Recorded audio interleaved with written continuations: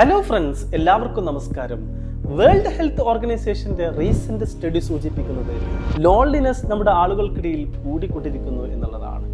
ഈ ഒരു പശ്ചാത്തലത്തിൽ നിങ്ങൾ വായിക്കേണ്ട ഒരു പുസ്തകമാണ് ഡേവിഡ് ബ്രൂക്ക് എഴുതിയ how to know a person. അദ്ദേഹം ഈ ബുക്കിലൂടെ ആളുകളെ രണ്ടായിട്ട് തരം തിരിച്ചിരിക്കുകയാണ്.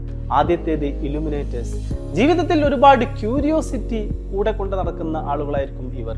രണ്ടാമത്തേത് ഡിവിനിഷേഴ്സ്, ജീവിതത്തിൽ സെൽഫിഷ് ആയിട്ടുള്ള ഒരു വിഭാഗം ആളുകളാണ് ഇവർ. ഡേവിഡ് ബ്രൂക്ക് പറയുന്നത് നമ്മൾ ഇലുമിനേറ്റേഴ്സ് എന്ന വിഭാഗത്തിൽ പെടണം എന്നുള്ളതാണ്. അതിനു വേണ്ടിയിട്ട് ഒരുപാട് സ്കിൽ സെറ്റ് അദ്ദേഹം ഈ ബുക്കിലൂടെ നമ്മളെ പഠിപ്പിക്കുന്നുണ്ട്.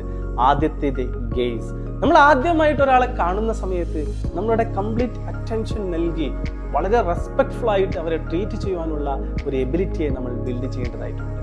രണ്ടാമത്തേത് അക്കോമ്പനിമെന്റ്, മറ്റുള്ളവർക്ക് വേണ്ടി നമ്മൾ സമയം കൊടുത്ത് അവരുടെ സന്തോഷങ്ങളിലും ദുഃഖങ്ങളിലും ഭാഗവത്തായി അവരുടെ ജീവിതത്തിന്റെ ഒരു ഭാഗമായിട്ട് മാറുവാൻ നമുക്ക് സാധിക്കണം.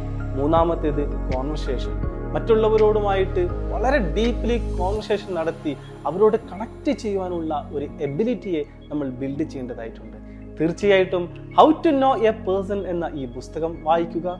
നിങ്ങളെ സ്നേഹിക്കുന്നവരുമായിട്ട് കൂടുതൽ കണക്ട് ചെയ്ത് ഈ ലോകത്തെ തന്നെ ഒരു ബ്യൂട്ടിഫുൾ പ്ലേസ് ആക്കി മാറ്റുവാൻ നിങ്ങൾക്ക് സാധിക്കട്ടെ.